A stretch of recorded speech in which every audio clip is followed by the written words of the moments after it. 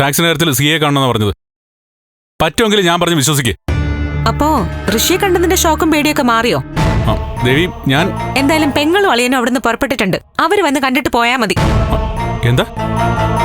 ഗിരീഷേട്ടനും രജന ചേച്ചിയും വരുന്നുണ്ടെന്ന്.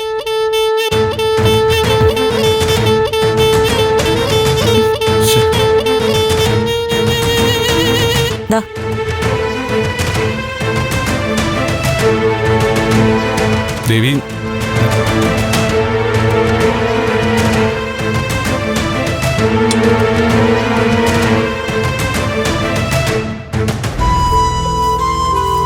ഇന്നും ഗ്യാസ് കിട്ടൂല രാധികേ. ദേ പത്രത്തിലുണ്ട്, ഗ്യാസ് ഏജൻസിയുടെ മുമ്പിലൊക്കെ നല്ല ക്യൂ ആണ്.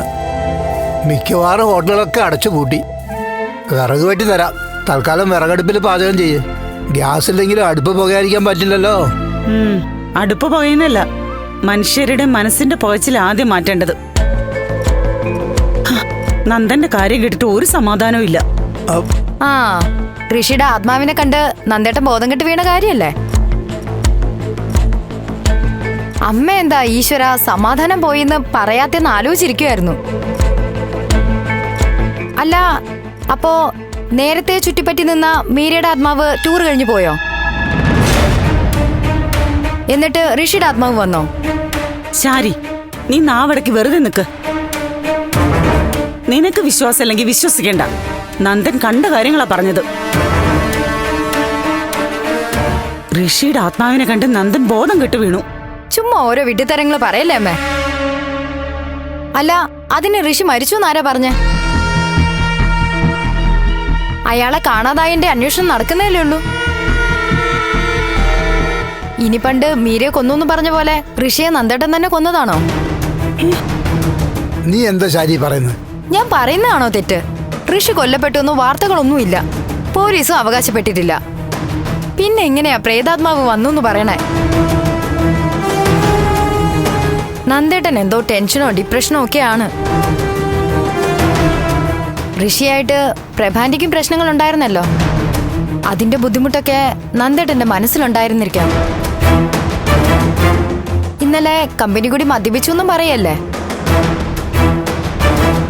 കുറെ കാലം കൂടി മദ്യപിച്ചപ്പോ അതിന്റെ ഒരു പിടുത്തത്തില് പുള്ളിക്കാരനൊരു തോന്നല് വന്നതാ. പണ്ട് അച്ഛനും പ്രേതാത്മാക്കളുടെ ലക്ഷണങ്ങളൊക്കെ കാണിച്ചിട്ടുള്ളതല്ലേ. കള്ളു കുടിച്ചാ കാണാത്തത് പലതും കാണും അല്ലേ അച്ഛാ? ആ, അത് നേരാ. ആ കേട്ടോ, അനുഭവസ്ഥൻ തന്നെ സാക്ഷ്യപ്പെടുത്തിയിട്ടുണ്ട്. വഴിയിൽ കണ്ട ഏതോ പാവത്താനെ ഋഷിയാന്ന് കരുതിയതാ നന്ദേട്ടൻ. ഋഷിയാന്നും പറഞ്ഞ് ആ കണ്ട ആളെ തല്ലിക്കൊന്ന ആത്മാവാക്കത്തത് നല്ല കാര്യം. ഇതിങ്ങനെ തമാശയായിട്ട് പറഞ്ഞു കളയേണ്ടതല്ല, കാര്യമായി തന്നെ ഇടപെടണം. നന്ദന്റെ പ്രയാസങ്ങൾ നേരിട്ട് കണ്ട് സംസാരിക്കണം. എന്തായാലും സിദ്ധാർത്ഥൻ സാറും ഗിരീഷും ഒക്കെ കൂടെ ഉണ്ടല്ലോ. നന്ദന്റെ പ്രശ്നങ്ങൾ അവര് നോക്കിക്കോളും. അവരെ പോലെ രണ്ടുപേരും കുടുംബത്തിലുള്ളത് ഒരു ബല. നന്ദേട്ടനെ ഒരു ഡോക്ടറെ കാണിക്കുക വേണ്ടത്. നന്ദേട്ടനെ മാത്രമല്ല, ദേവി ചേച്ചിയും കൂടി ഒരു ഡോക്ടറെ കാണിച്ച് ചികിത്സിക്കണം. ചേച്ചി MLA ആയതിനു ശേഷമല്ലേ ഈ പ്രേതവും ഭൂതവും പിശാചും ഒക്കെ വന്നത്. ദേവി ചേച്ചിക്ക് എന്തൊക്കെയോ കുഴപ്പങ്ങളുണ്ട്. അല്ലെങ്കിൽ പിന്നെ ആ കുഴപ്പം പിടിച്ച പ്ലാന്റിന് അനുമതി കൊടുക്കില്ലല്ലോ. അത് അവളായിട്ട് ചെയ്തതല്ല, അവളെ കൊണ്ട് ആരോ ചെയ്യിച്ചതാ. പിന്നെ LKG കുട്ടിയല്ലേ ചേച്ചി, കുഞ്ഞാവാം, ഒന്നും അറിഞ്ഞൂടാ. ഒന്ന് പോവമ്മേ. കാര്യങ്ങൾ തനിയെ ചിന്തിച്ച് തീരുമാനം എടുക്കാൻ പറ്റാത്ത ആളാണെങ്കിലേ MLA പണിക്കൊന്നും ഇറങ്ങരുതായിരുന്നു. കോളേജിലെ ഫ്രണ്ട്സിന്റെ ചോദ്യങ്ങൾക്കൊന്നും മറുപടി ഇല്ലാതെയാ ഞാൻ നിൽക്കുന്നേ. അല്ല, നമുക്ക് ചന്ദ്രത്തേക്കൊന്ന് പോയാലോ? എന്തിന്? ഇതൊക്കെ അവര് തന്നെ തീർത്തു പോവേണ്ട പ്രശ്നങ്ങളാ. അതിന്റെ ഇടയ്ക്ക് ദുഃഖം അന്വേഷിച്ചു പോകുന്ന പോലെയൊന്നും പോകണ്ട. ശാരി, നിന്റെ ചേച്ചി അത്. അവിടെ ഒരു പ്രശ്നം വന്നാൽ നമ്മളും ഇടപെടണം. എന്നാ ഇടപെട്. എന്തായാലും കുറച്ച് ദിവസം കഴിഞ്ഞ് നമുക്ക് എന്തായാലും ഒന്ന് പോണം. ആ, പോവാ.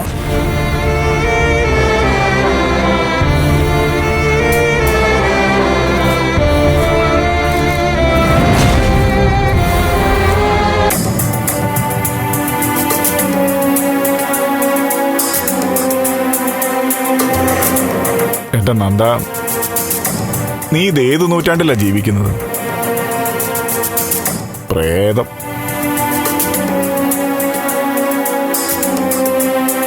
ദേവിക, നിനക്കും മേഡത്തിനൊരു ഉത്തരവാദിത്വമുണ്ട് കേട്ടോ. മുമ്പ് നിങ്ങളൊരു മന്ത്രവാദിയെ വിളിച്ചു വരുത്തി. അയാളാ ചുമ്മാ ഓരോന്ന് പറഞ്ഞ് പേടിപ്പിച്ചത്.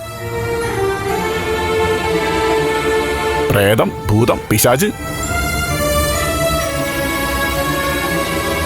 നന്ദ, നീ വെള്ളം അടിച്ച് കിറങ്ങി വരുന്ന ആരെയോ കണ്ട് പ്രേതം വന്ന് കരുതി പേടിച്ചതാ. അല്ല ഗിരീഷേട്ടാ, അത് പ്രേതം തന്നെയാ. പക്ഷെ എന്തൊരു കഷ്ടം ഇത്. അതെ, ആ പ്രേതത്തിന് ഷർട്ടും പാൻറ്റും ഒക്കെ ഉണ്ടായിരുന്നോ? ആ, ഏത് കടയെന്നാ പ്രേതം ഷർട്ടും പാൻറ്റൊക്കെ എടുത്തത്? നീ ഇങ്ങനെയുള്ള സങ്കല്പങ്ങളൊക്കെ എതിർത്തിരുന്ന ആളല്ലേ നന്ദ?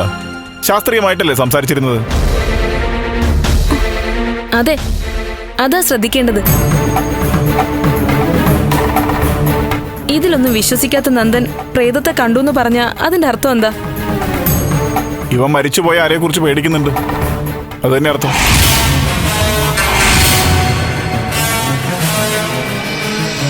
അത് തന്നെ അർത്ഥം അല്ല എന്താ?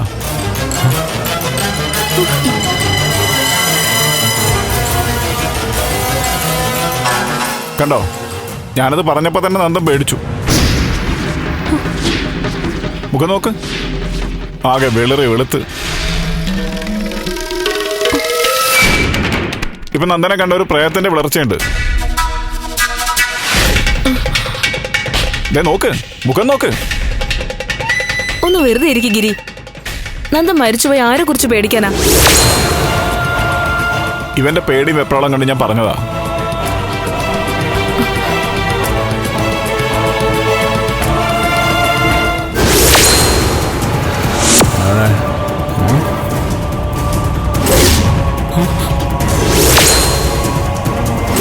നന്ദ, എടാ നന്ദ,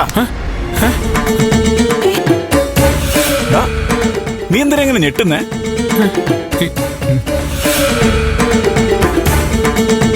ദേവിക, നിങ്ങളൊരു കാര്യം ചെയ്യും,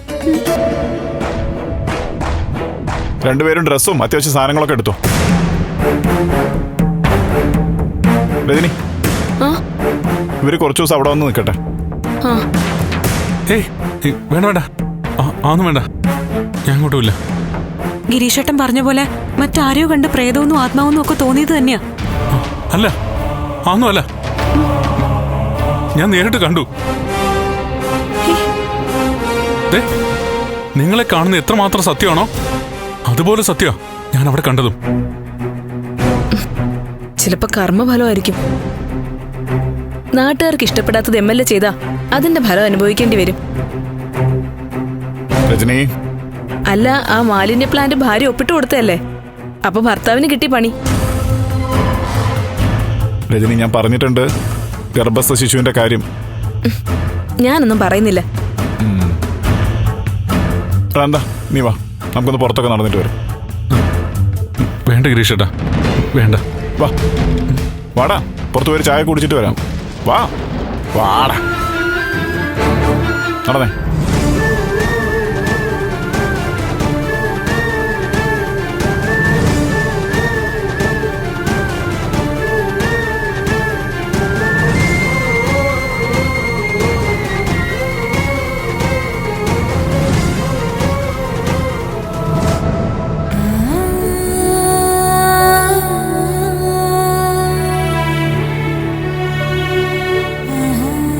ദേവികെ, എന്താ ചേച്ചി?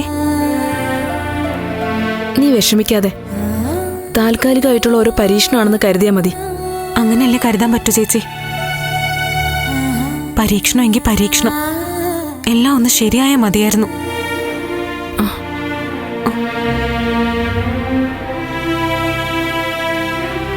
നന്ദന്റെ മനസ്സിന് എന്തോ ഒരു താളം തെട്ടില് പോലെ.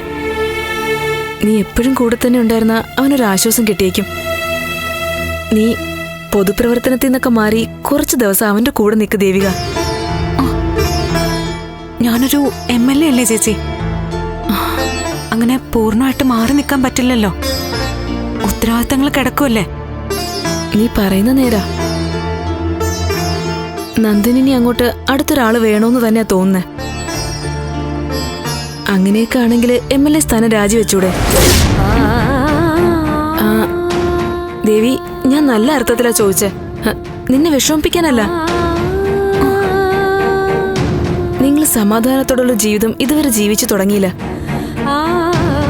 ഒന്നിന്റെ പുറകെ ഒന്നായിട്ട് ഒരുപാട് പ്രശ്നങ്ങള്. മനസ്സ് ശരിയാവാതെ പൊതുപ്രവർത്തനത്തിൽ ശ്രദ്ധിക്കാൻ പറ്റില്ല.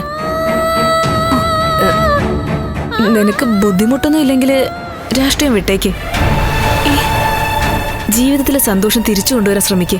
മണ്ഡലത്തില് ഞാൻ ഏറ്റെടുത്ത കുറെ കാര്യങ്ങളുണ്ട് ചേച്ചി. പാവപ്പെട്ടവർക്ക് ഗുണമുള്ള കുറെ സംരംഭങ്ങൾ ആരംഭിക്കാനുള്ള ഒരുക്കങ്ങൾക്ക് തുടക്കം കുറിച്ചു. അതൊക്കെ പകുതി വഴിയില് എങ്ങനെയാ ചേച്ചി ഇട്ടെറിഞ്ഞിട്ട് പോരുന്നേ? എന്തായാലും നീ ഒന്ന് ആലോചിക്ക് ദേവികെ. എന്തെങ്കിലും സാധ്യത ഉണ്ടെങ്കിൽ രാഷ്ട്രീയം മതിയാക്ക്.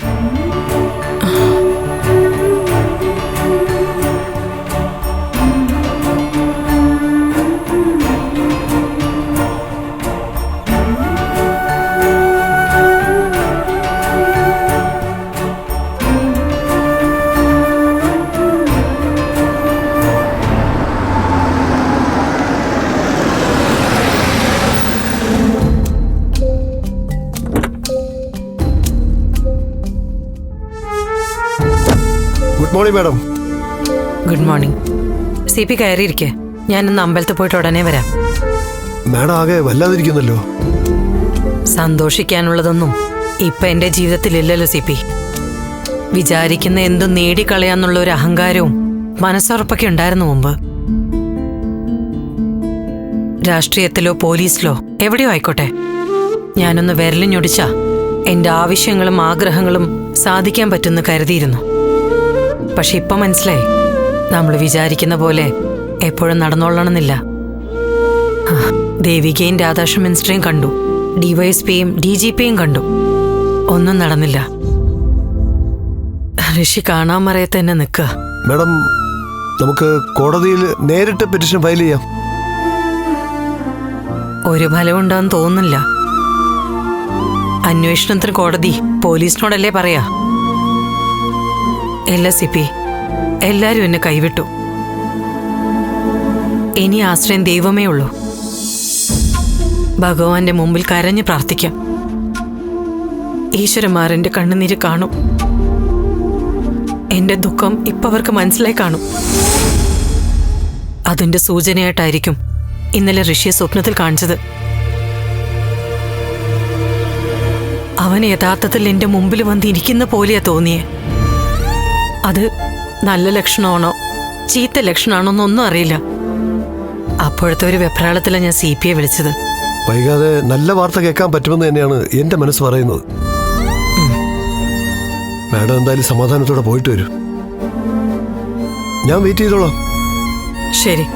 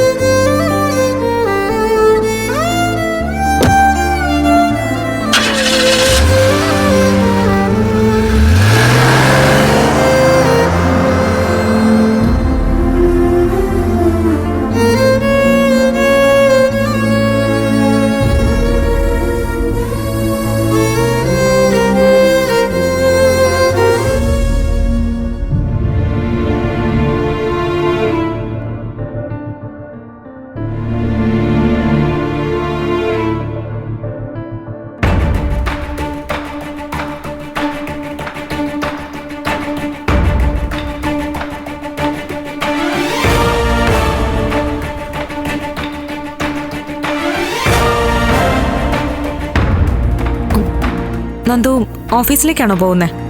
ആ അതെ ദേവി. കെവിൻ വിളിച്ചിട്ടാണല്ലേ പോകുന്നേ? ആ ഞാൻ പറഞ്ഞില്ലേ, കുറച്ച് നേരത്തെ അവൻ വിളിച്ചായിരുന്നു. ഇൻകം ടാക്സിന്റെ കാര്യങ്ങളൊന്ന് റെഡിയാക്കണം. കെവിന്റെ പേര് മാറ്റിയിട്ടുണ്ടോ? മനസ്സിലായില്ല. കെവിന്റെ പേര് ഇസബെല്ല എന്ന് മാറ്റിയോന്ന്. എന്താ?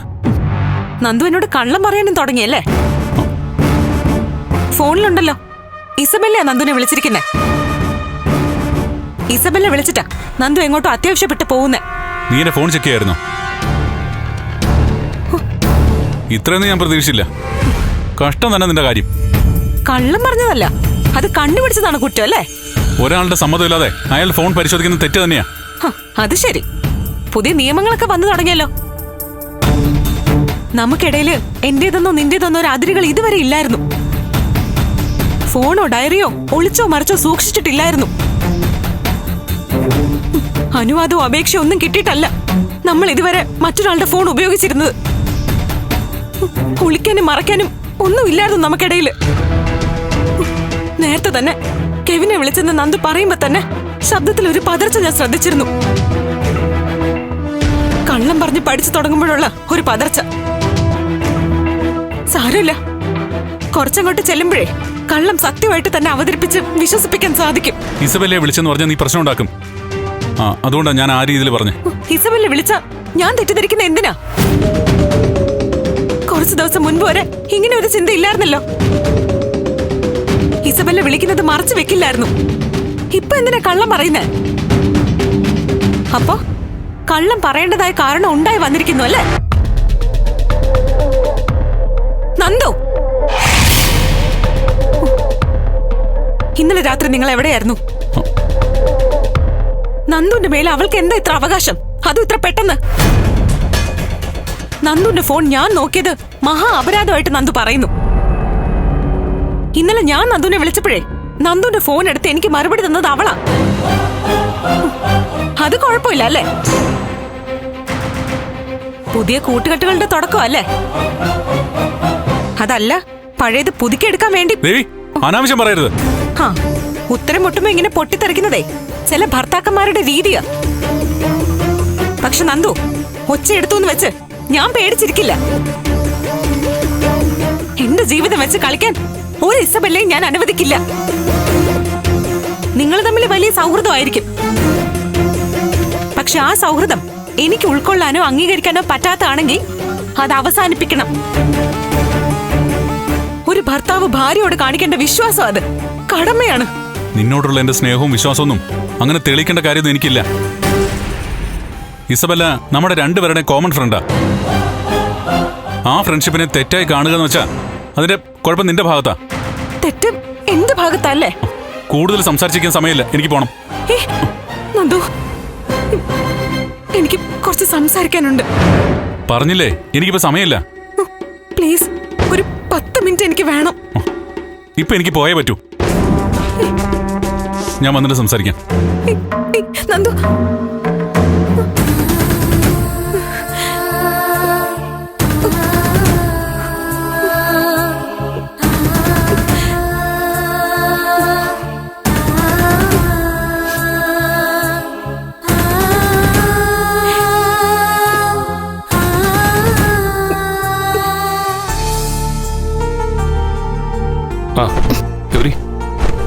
ഞാൻ ഇറങ്ങാ. പ്രോഗ്രാം ഒന്നും ഇല്ല, പോകേണ്ടി വരില്ല എന്നൊക്കെ പറഞ്ഞിട്ട്. അങ്ങനെയാ പറഞ്ഞത്. ഇപ്പൊ വിളിച്ചിട്ട് അത്യാവശ്യമായിട്ട് എവിടെ പോകണമെന്ന്. വേറെ പ്രശ്നങ്ങളൊന്നും ഇല്ലല്ലോ അല്ലേ? അവിടെ ഗിരീഷേട്ടനൊക്കെ വന്നിട്ടുണ്ടെന്ന് പറഞ്ഞു. കെ നായർക്ക് പ്ലാന്റിന് അനുമതി കൊടുത്തതോടെ ഗിരീഷേട്ടൻ ദേവികയായിട്ട് അത്ര നല്ല രസത്തിലൊന്നുമല്ല.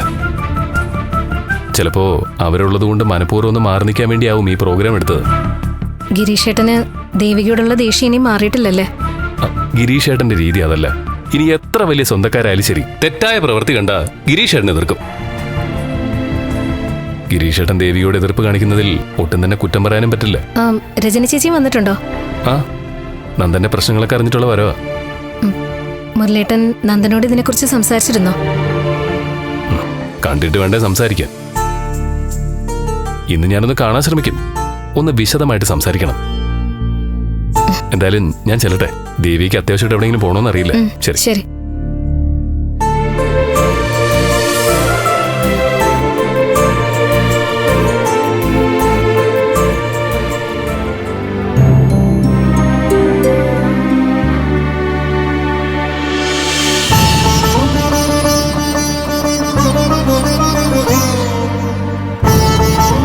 ഇതെന്തൊരു പരീക്ഷണമാണ് ഈശ്വര.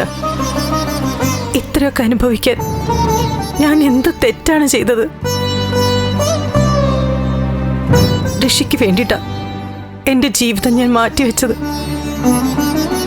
എന്നിട്ട് അവനെ എന്റെ അടുത്തുനിന്ന് മാറ്റി നിർത്തുന്നത് എന്തിനാ? അവൻ എന്താ സംഭവിച്ചത്? അവനാണോ ദൈവങ്ങളാണോ എന്നെ പറ്റിക്കുന്നത്?